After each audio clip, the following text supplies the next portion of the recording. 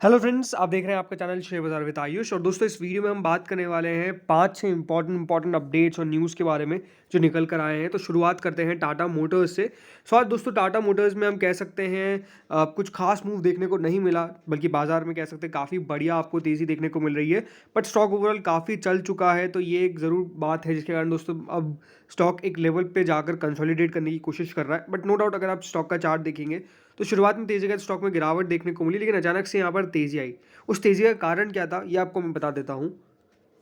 तो वो जो थोड़ी सी तेज़ी आई थी उसके पीछे का दोस्तों कारण है कंपनी के जेएलआर के यूके नवंबर सेल्स के आंकड़े। जी हाँ, आज नंबर्स रिलीज़ किए गए यूके नवंबर सेल्स के, और जो आंकड़े हैं वो काफ़ी बढ़िया देखने को मिले। ऑलमोस्ट दोस्तों जो कंपनी की सेल है वो 6251 यूनिट्स पर रही, जो ऑलमोस्ट पिछले साल के मुकाबले 50% ऑलमोस्ट दोस्तों ज़्यादा देखने को मिली। वही दोस्तों जो जैगुआर की सेल्स थी वो करीबन 1539 यूनिट्स पर आई, जो ऑलमोस्ट 109% ऊपर थी वाई बेसिस पे। और जो लैंड रोवर की सेल्स है वो 4712 यूनिट्स आई, जो पिछले साल के मुकाबले ऑलमोस्ट 35% से 36% तक आप कह सकते हैं ज़्यादा देखने को मिली। तो नो डाउट दोस्तों जो कंपनी का जेएलआर है वो काफ़ी बढ़िया कर रहा है, और जो भी आंकड़े निकल कर आ रहे हैं वो नो डाउट काफ़ी पॉजिटिव आपको देखने को मिल रहे हैं। अगला स्टॉक है दोस्तों IREDA। अब इसको लेकर काफ़ी क्वेरीज आ रही है, तो डेफिनेटली इसको हम कवर करते हैं। सो IREDA के अंदर आज भी दोस्तों सेलिंग प्रेशर देखने को मिला, और ₹1.40 के आसपास की गिरावट हम कह सकते हैं स्टॉक में दर्ज होती हुई नजर आई है। देखो, स्टॉक का चार्ट अगर आप देखोगे तो आप सिंपली समझ सकते हो कि बाजार में आपको तेजी देखने को मिल रही है, बट बाजार का जो ट्रेंड है वो ऐसा है, ऊपर लगातार जा रहा है। लेकिन इन स्टॉक्स का ट्रेंड कैसा है, ऐसा है, लगातार नीचे जा रहे हैं। उसके पीछे का रीजन है दोस्तों, बाजार अब इन कंपनीज की वैल्यूएशन तलाश रहा है, और वैल्यूएशन जब दोस्तों तलाश रहा है तो नो डाउट दोस्तों प्रॉफिट बुकिंग आएगी, क्योंकि थोड़े से स्टॉक एक्सपेंसिव हो गए थे, और इसीलिए दोस्तों अब मार्केट में आपको इसमें करेक्शन देखने को मिल रहा है, बल्कि बाजार बहुत बढ़िया कर रहा है। लेकिन स्टॉक स्पेसिफिक आपको तेजी जो है वो देखने को मिल रही है, largely led by large caps.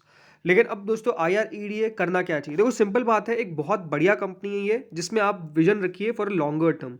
याद रखिए, एक IRFC स्टॉक आया था, राइट? आपको पता ही है, उसने तो IPO में भी कुछ पैसा कमा के नहीं दिया था, और 1-2 साल तक पड़ा रहा, लेकिन उसके बाद जो तेजी देखने को मिली वो आप सबने नोटिस करी है। वैसे दोस्तों IREDA यहाँ पर तो बहुत बढ़िया तेजी आपको देखने को मिल चुकी है, भले वो लिस्टिंग गेन्स हो या फिर उसके बाद हो। तो मेरे हिसाब से स्टॉक थोड़ा सा अभी अपना एक बेस फॉर्मेशन करेगा, एक लेवल को अपना बेस क्रिएट करेगा, उसके बाद जाके चलेगा। तो ये यहाँ पर सिंपल व्यू यही है कि अगर आपका व्यू लॉन्गर टर्म का है तो एक बहुत बढ़िया कंपनी है, शॉर्ट टर्म का है तो मेरे हिसाब से थोड़ी गिरावट आती हुई नजर और भी आ जाए तो कोई बहुत बड़ी बात नहीं होगी। अगला स्टॉक है जियो फाइनेंशियल सर्विसेज, और आज हम कह सकते हैं जियो फाइनेंशियल सर्विसेज में एक बढ़िया तेजी देखने को मिली। स्टॉक 242 पर आज क्लोजिंग दिया है, ऑलमोस्ट 5.24% का आपको रैली देखने को मिला है स्टॉक के अंदर आज। और कह सकते हैं जो मूव है वो अचानक से आपको काफ़ी बढ़िया देखने को मिला, और स्टॉक जो है वो नो डाउट काफ़ी बढ़िया किया है। लास्ट 5 दिनों में हम देख सकते हैं 6.35% बढ़ा है, और पिछले एक महीने में 11-12% की तेज़ी देखने को मिल गई है। और स्टॉक का जो हाई है वो 266.95 का है, 52 वीक हाई की बात कर रहा हूँ, और जो इसका आज का हाई था वो 246 रुपीज़ का था। जरूर वहाँ से तो स्टॉक में आपको थोड़ा सा प्रेशर देखने को मिला है, बट अब जियो फाइनेंशियल सर्विसेज क्या चलता हुआ नजर आ सकता है, इस प्रकार की एक्सपेक्टेशंस, राइट? दोस्तों एक बात ध्यान रखिएगा, आज जो तेजी देखने को मिली वो पर्टिकुलरली स्टॉक्स के अंदर आपको लेवल्स के द्वारा आती हुई नजर आई है। ऐसा नहीं है कि आज कोई खबर ऐसे निकल कर आई। जरूर देखिए, वॉल्यूम्स हुई है तो ट्रेड हुआ होगा, और मुझे लगता है कि FIAs की जो बाइंग देखने को मिल रही है वो पर्टिकुलर अच्छे स्टॉक्स में ज़रूर आएगी, और उसमें से एक हो सकता है कि जियो फाइनेंशियल सर्विसेज भी हो। तो नो डाउट दोस्तों जियो फाइनेंशियल सर्विसेज पे FIAs की नज़र रहेगी, इसमें कोई डाउट नहीं है, बिकॉज रिलायंस ग्रुप की पार्ट है और बहुत बढ़िया करता है रिलायंस ग्रुप, इसमें कोई डाउट नहीं है लॉन्ग टर्म। और जैसे मैंने बताया आपको भी कि लार्ज कैप्स के अंदर आपको पार्टिसिपेशन देखने को मिल रहा है, तो जियो फाइनेंशियल सर्विसेज ज़रूर लार्ज कैप ऐसे तो नहीं देख सकते, बट ठीक है, वैसे तो market cap. But no doubt दोस्तों बाजार में अगर कोई अच्छी कंपनी को पिक करेगा FII, तो उसमें जियो फाइनेंशियल सर्विसेज एक नाम ज़रूर रह सकता है, जो मेरा मानना है कि ऐसा हो सकता है। इसलिए आज 5.24% स्टॉक चला है। बाकी जैसे मैंने बताया लास्ट एक महीने में स्टॉक में तेज़ी देखने को मिली है, तो कंसोलिडेशन का भी ब्रेकआउट था, ये भी बिल्कुल डिनाई नहीं किया जा सकता है। तो मेरे हिसाब से जियो फाइनेंशियल सर्विसेज कुछ दिनों के लिए आप बिल्कुल नजर रखिए। मुझे प्रॉपर कंटेंटर लग रहा है ये 275 रुपीज़ तक जाने का। अगेन कोई बाय सेल रिकमेंडेशन कतई नहीं है, जस्ट मेरा जो व्यू है वो आपको मैं बता रहा हूँ। अब बात करते हैं अडानी ग्रीन एनर्जी के ऊपर। तो आज अडानी ग्रीन एनर्जी में ऑलमोस्ट दोस्तों आपको 20% का अपर सर्किट लगता हुआ नजर आया।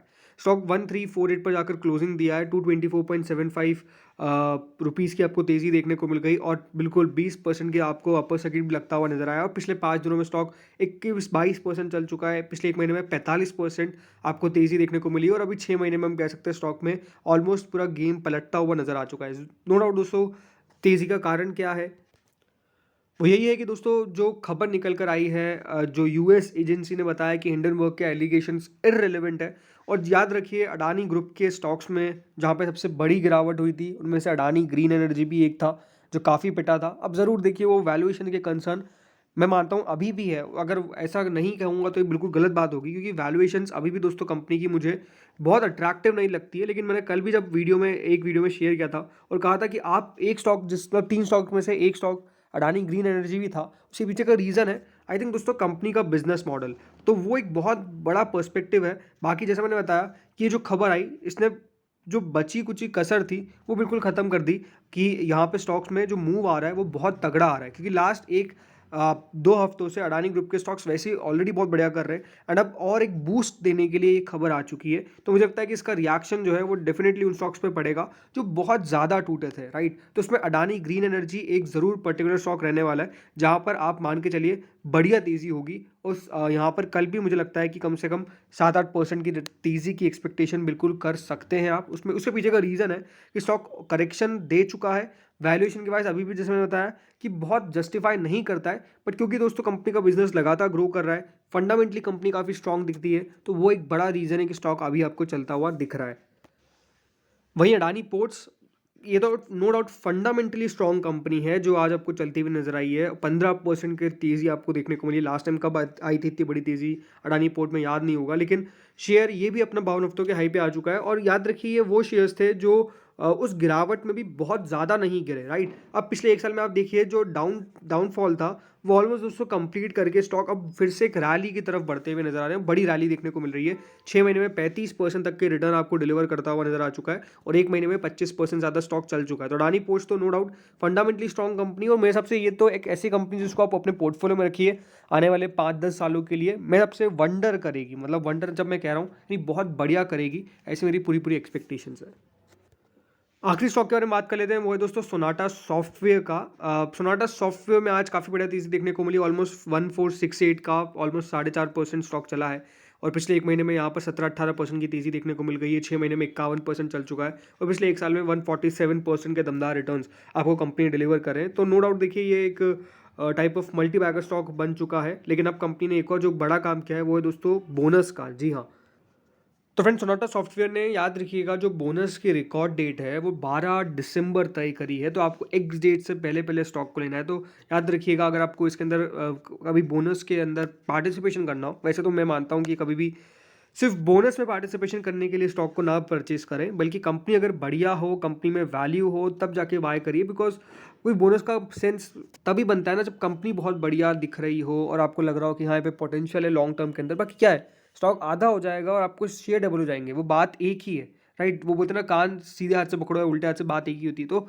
उस बात की इंपॉर्टेंस है।